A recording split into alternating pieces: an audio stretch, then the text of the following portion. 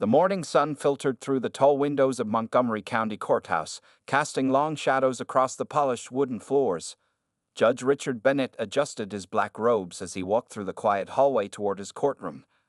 At 58 years old, he carried himself with the confidence of someone who had spent over 2 decades behind the bench. His morning routine never changed. He would arrive at 8 a.m. sharp, review the day's cases with his clerk Jessica, and be ready to start proceedings by 9 a.m. The familiar smell of coffee and old books filled his chambers as he settled into his leather chair. "Good morning, Your Honor," Jessica said, entering with a stack of files. "We have 23 cases today, mostly traffic violations." She placed the files neatly on his desk, organized by time slot. Judge Bennett nodded, picking up the first file. His reputation in Montgomery County was well known. He was strict, by the book, and showed little patience for excuses. Some lawyers called him the hammer behind his back, a nickname he secretly enjoyed. "Any interesting cases today?" he asked, flipping through the papers. "Mostly routine, sir, though there's one parking violation from the East Side Community Center area." Jessica hesitated before adding, "It seems like there might have been some emergency circumstances involved." Bennett's expression hardened slightly. The East Side, what he considered one of the problem neighborhoods. He had strong opinions about maintaining order in these areas, believing strict enforcement was the only way to ensure compliance with the law. "Emergency circumstances," he muttered, shaking his head. "There's always some excuse, isn't there?" The morning proceeded as usual. Bennett handled case after case with mechanical efficiency. A speeding ticket, $200 fine. Running a stop sign, $150 in traffic school. His decisions were swift and firm, leaving little room for discussion. As the clock approached 11:30 a.m., the bailiff called out the next case. Docket number 47,523, parking violation at 1250 East Community Drive. A woman entered the courtroom. She appeared to be in her mid-40s, dressed in a simple but professional navy blue suit. Her hair was neatly styled, and she carried a small leather briefcase. Despite her professional appearance, Bennett had already made assumptions based on the case file's address. "State your name for the record," he said, not looking up from his papers. "Sarah Washington, Your Honor." Her voice was clear and confident. Bennett glanced up briefly. "Ms. Washington, you're here for a parking violation outside the East Side Community Center on October 15th. The officer's report indicates your vehicle was parked in a no-parking zone for approximately 2 hours. How you pled?" Sarah stood straight, maintaining eye contact. "Your Honor, while I acknowledge my car was in a no-parking zone, I would like to explain the circumstances." "Ms. Washington," Bennett interrupted, his tone carrying a hint of impatience. "The sign clearly states no parking at any time. The circumstances don't change the fact that you broke the law." "I understand that, Your Honor, but there was an emergency meeting regarding." Bennett held up his hand, cutting her off. "Ms. Washington, I've heard every excuse imaginable in this courtroom. The law exists for everyone's safety and convenience. When people decide to ignore these laws, it creates chaos in our communities." He emphasized the word communities with a slight H to his voice. The courtroom had grown quiet, watching the exchange. Several lawyers who had finished their cases lingered, sensing something unusual in the atmosphere. "The fine for this violation is typically $250, Bennett continued, shuffling his papers. "However, given the duration of the violation and the need to send a message about respecting law and order in all areas of our county, I'm setting the fine at $500. A few murmurs rippled through the courtroom. The fine was unusually harsh for a simple parking violation. Sarah Washington remained composed, though her eyes narrowed slightly. "Your Honor, if I may have a moment to speak?" Bennett checked his watch impatiently. He had 3 more cases before lunch, and this one had already taken too much time. "Make it brief, Ms. Washington." Little did Judge Bennett know that his next few minutes would completely change his perspective on life, justice, and his own deeply held prejudices. The woman standing before him was about to teach him a lesson he would never forget. Sarah Washington reached into her leather briefcase and pulled out a business card.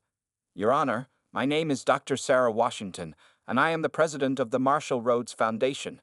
Her voice remained steady and professional, showing no sign of the anger she felt inside. The atmosphere in the courtroom shifted instantly. A young lawyer in the back dropped his coffee cup, creating a small puddle on the floor that nobody bothered to clean up. Jessica, the court clerk, stopped typing and looked up with wide eyes. Judge Bennett's face remained neutral, though his fingers tightened slightly around his gavel. The Marshall Rhodes Foundation? He repeated, trying to maintain his authoritative tone. Yes, Your Honor. Sarah placed her briefcase on the table in front of her. The same foundation that has donated over $50 million to judicial reform and community development projects across the state over the past 5 years. The whispers in the courtroom grew louder. The Marshall Rhodes Foundation was well known in legal circles. They funded everything from courthouse renovations to legal aid programs for underprivileged communities. On the day in question, Sarah continued, her voice carrying clearly through the now silent courtroom, I was called to an emergency meeting at the East Side Community Center. We were discussing a $2 million grant for this very courthouse's renovation project. Judge Bennett's face began to redden. He shifted uncomfortably in his chair, suddenly very aware of the creaking sound it made. The same chair that the Marshall Rhodes Foundation would likely have paid to replace if he hadn't just fined their president an excessive amount for a parking violation.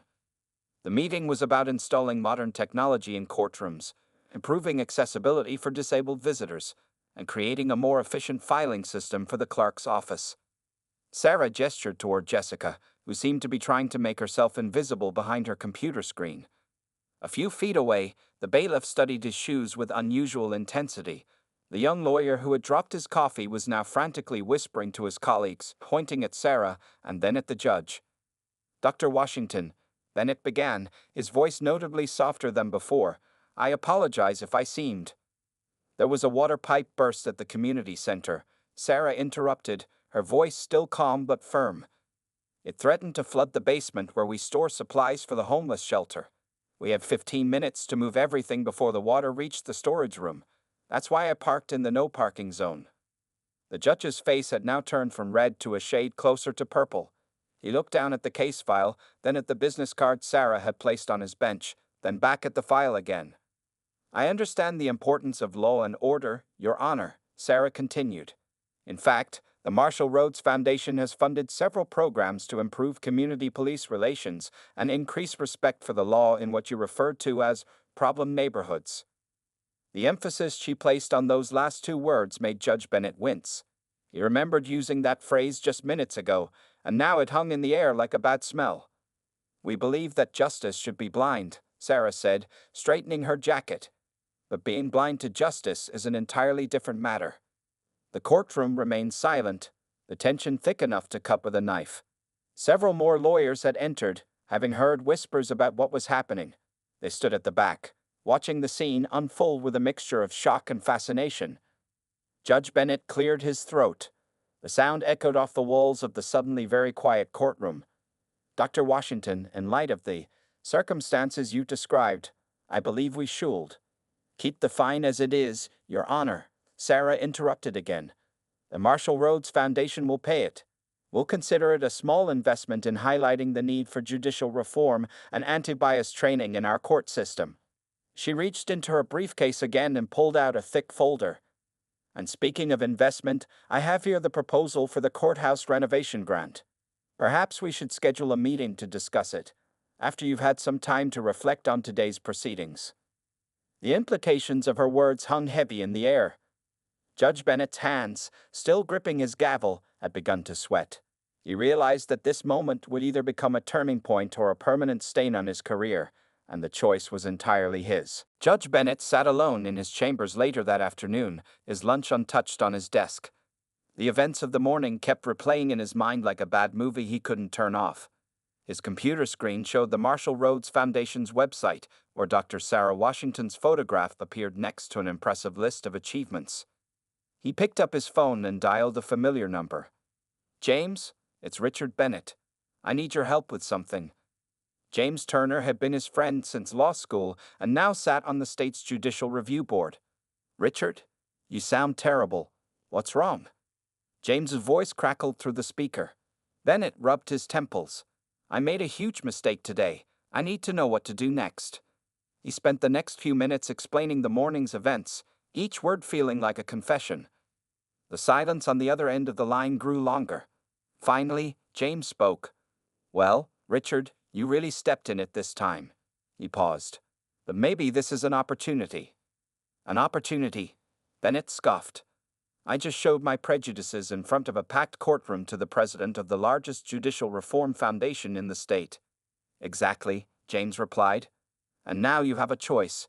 You can either hide in your chambers and wait for this to blow up in your face, or you can take this chance to make real changes, starting with yourself." The words hit Bennett hard. He looked at the family photos on his wall, including one of his father, also a judge, who had served in the same courthouse during the civil rights era. What would he think of his son now? A knock on his chamber door interrupted his thoughts. Jessica, his clerk, poked her head in. "Your Honor, the afternoon session starts in 10 minutes, and there are some reporters in the lobby asking questions about what happened this morning." Bennett nodded. "Thank you, Jessica, and I'm sorry about putting you in an uncomfortable position earlier." Jessica gave him a small smile. "It's not me you need to apologize to, Your Honor." After she left, Bennett picked up his phone again. "James, I'll call you back. I know what I need to do."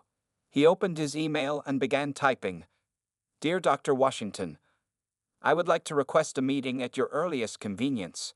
Today's events have made me realize some uncomfortable truths about myself and my approach to justice. While I cannot undo my actions, I can learn from them and work to be better. Respectfully, Richard Bennett." His finger hovered over the send button when another email popped up in his inbox. It was from the state's Judicial Review Board. The subject line read, "Incident Report, Judge Richard Bennett, October 15th. His heart sank. News traveled fast in legal circles, and now his actions would be officially scrutinized. The comfortable routine he had maintained for 20 years was crumbling around him." Bennett looked at his watch. 5 minutes until the afternoon session. He straightened his robes and walked toward his courtroom, passing the spot where Dr. Washington had stood just hours ago. The afternoon sunlight streaming through the windows seemed harsh and revealing. As he approached the bench, he noticed something different. The faces in his courtroom were no longer just cases to process. He saw people, each with their own stories, circumstances, and reasons for being there. How many times had he failed to really see them? The bailiff called the court to order. Bennett cleared his throat and did something he had never done before. "Before we begin today's session, I would like to say something." The courtroom fell silent. "This morning, I was reminded that justice requires more than just following the letter of the law. It requires understanding, compassion, and the courage to recognize our own biases." He paused, looking at the surprised faces before him. "From now on, I will strive to deliver justice with both eyes truly open." In the back of the courtroom, a young reporter scribbled furiously in her notebook. Tomorrow's headlines would read, "Local judge's unexpected speech signals change." But for Bennett, the real story was just beginning. 2 days later, Dr. Sarah Washington sat in her spacious office at the Marshall Rhodes Foundation, reviewing Judge Bennett's email for the third time. The wall behind her desk displayed numerous awards for community service and social justice work. Through her window, she could see the East Side Community Center where the parking incident had occurred. Her assistant, Michael, knocked on the door. "Dr. Washington, Judge Bennett is here for his appointment." Sarah checked her watch, exactly on time. "Please send him in." Judge Bennett entered, wearing a regular suit instead of his judicial robes. Without his usual courtroom attire, he looked smaller, more human. He held a thick folder in his hands, his knuckles white from gripping it too tightly. "Dr. Washington," he began, "thank you for agreeing to meet with me." Sarah gestured to the chair across from her desk. "Please, sit down, Judge Bennett." She noticed how he hesitated before taking the seat, like a student called to the principal's office. "I've been reviewing some numbers," Bennett said, opening his folder. "Over the past 5 years, I've handed out fines totaling over $2 million.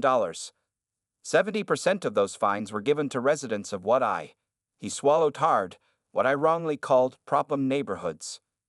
Sarah leaned forward slightly, her expression neutral but attentive. "And what do you see when you look at those numbers now?" "I see bias," Bennett replied, his voice heavy with realization.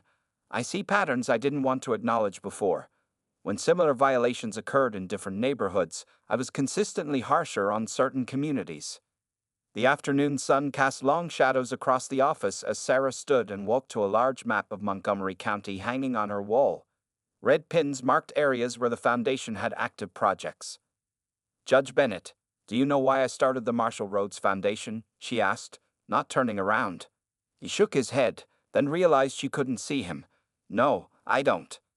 10 years ago, my brother was sentenced to 5 years in prison for a minor drug offense. A white college student charged with the same crime in the same courthouse received probation." She turned to face him. The judge in that case couldn't see his own bias either. Bennett felt his face grow hot. How many similar decisions had he made over the years?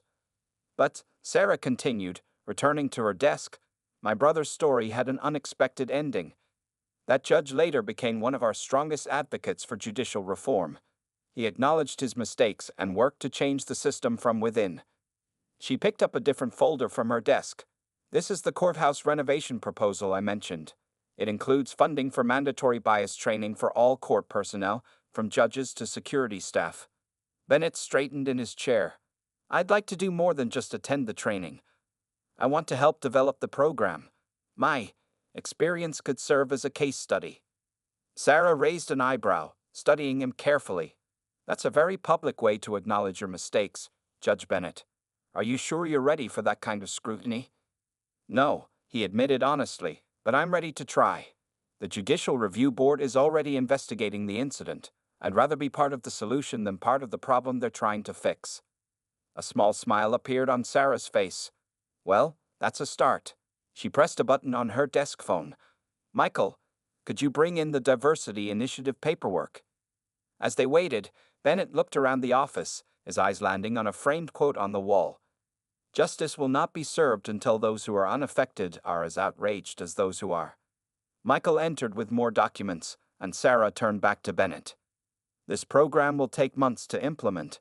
It will be uncomfortable. People will resist. Are you prepared for that?" Bennett thought about his comfortable routine, his years of unexamined biases, and the look on Dr. Washington's face in his courtroom just 2 days ago. "Yes," he said firmly. "I am." Sarah nodded, sliding the papers across her desk. "Then let's begin." 1 month after their meeting, Judge Bennett stood at the podium in the courthouse's main conference room. The space was packed with judges, lawyers, court staff, and local media. His hands trembled slightly as he adjusted the microphone. "Thank you all for coming today," he began, looking at the faces before him. "We're here to announce a new initiative for our judicial system." His eyes found Dr. Washington, who sat in the front row, giving him an encouraging nod. The PowerPoint screen behind him displayed the title, Montgomery County Judicial Reform and Bias Training Program. Camera flashes lit up the room as photographers captured the moment. "4 weeks ago, I made a mistake that opened my eyes," Bennett continued. "I let my prejudices affect my judgment. I handed down an unfair ruling based on assumptions about someone's background and neighborhood." Murmurs rippled through the audience. Some of the older judges shifted uncomfortably in their seats, while younger staff members leaned forward with interest. That person turned out to be Dr. Sarah Washington, president of the Marshall Rhodes Foundation. Bennett gestured toward her. "But the real issue isn't who she was. The real issue is that it shouldn't matter. Justice should be truly blind. Blind to race, blind to neighborhood, blind to social status." James Turner, from the Judicial Review Board, watched from the back of the room. He had helped Bennett prepare for this moment, knowing how much courage it took for his friend to stand up and admit his faults publicly.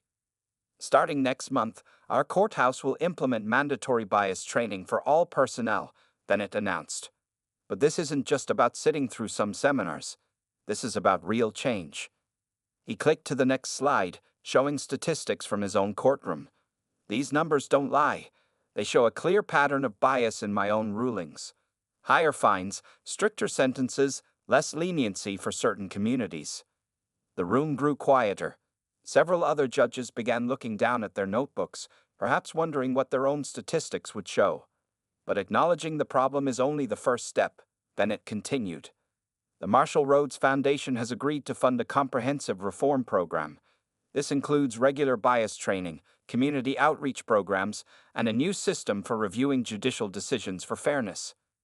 Dr. Washington stood up and joined Bennett at the podium. The cameras started flashing again.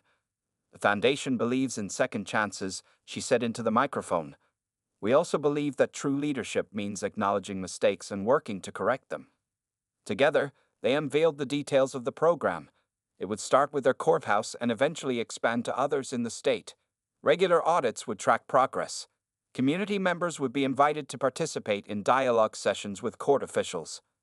After the presentation, as people mingled and discussed the announcement, Jessica approached Bennett with tears in her eyes.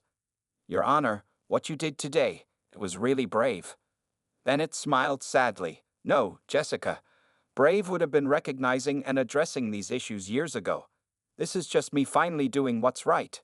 Dr. Washington was speaking with reporters when she caught Bennett's eye across the room. She excused herself and walked over to him. The hard part starts now, she said quietly. Change doesn't happen overnight. I know, Bennett replied. But for the first time in my career, I'm looking forward to the challenge instead of avoiding it. A young black lawyer who had often appeared in Bennett's courtroom approached them. Judge Bennett, I just wanted to say, thank you. This means a lot to many of us.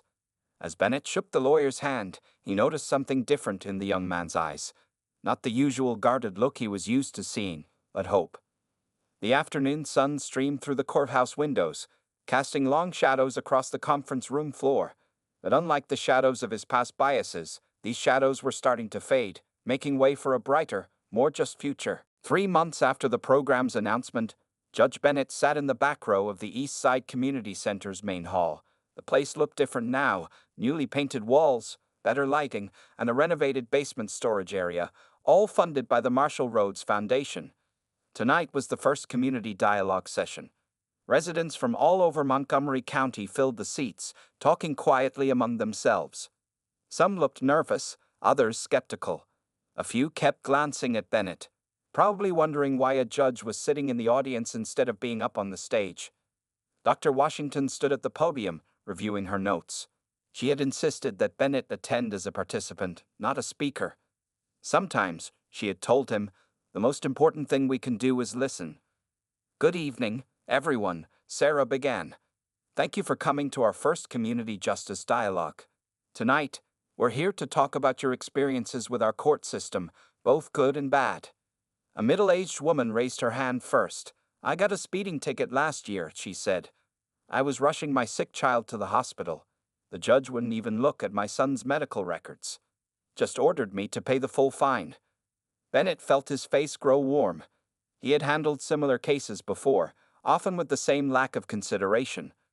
More stories followed. A young man talked about excessive bail that kept him in jail for 3 weeks, losing his job. An elderly gentleman described feeling intimidated by court procedures that nobody bothered to explain to him. A single mother shared how court fees had forced her to choose between paying rent and paying her fine. Each story hit Bennett like a physical blow. These weren't just case numbers anymore. They were real people with real lives, all affected by decisions made from behind his bench. During the break, Bennett walked to the water fountain. A teenage boy approached him, looking nervous. You're the judge who made that speech, right? About changing things? Bennett nodded. Yes, I am. My brother goes to court next week, the boy said. He's really scared. Says the system's already decided he's guilty because of where we live. Before Bennett could respond, Dr. Washington called everyone back to their seats. But the boy's words stayed with him, echoing in his mind. The second half of the session focused on solutions. Community members suggested ideas. More flexible court hours for working people, clearer explanations of legal rights, payment plans for fines, and community service options instead of monetary penalties. Bennett took notes furiously. Each suggestion revealed another aspect of the system he had taken for granted, another barrier he had never noticed from his privileged position. Near the end, an older woman stood up. I've lived here 40 years, she said. This is the first time anyone from the courthouse has come to listen to us. Really listen. She looked directly at Bennett. What made you change? The room fell silent. All eyes turned to him. Bennett stood slowly, his heart pounding. I changed because someone was brave enough to show me my own bias, he said. But I'm learning that wasn't enough. Real change comes from understanding the impact of our actions, or our failure to act. After the session ended, Dr. Washington found Bennett sitting alone, reviewing his notes. Overwhelming, isn't it? She asked, taking a seat beside him. I've been a judge for 20 years, he replied. But tonight I feel like I'm just beginning to understand what justice really means. Sarah smiled. That's exactly how you should feel. She pulled out her tablet. Next week's session is at the West Side Community Center. The week after that, we're meeting with local business owners. This is just the start. Bennett looked around the now empty hall, thinking about all the stories he had heard. Dr. Washington, he said, I'd like to establish a community advisory board for the courthouse. People who can help us understand the real impact of our decisions. Good idea, she replied. But remember, this isn't about making quick fixes. It's about changing the entire culture of our justice system. As they walked out into the evening air, Bennett noticed the teenager from earlier waiting at the bus stop with his mother. This time, instead of walking past, he stopped to talk. 6 months after the parking ticket incident, the Montgomery County Courthouse looked different.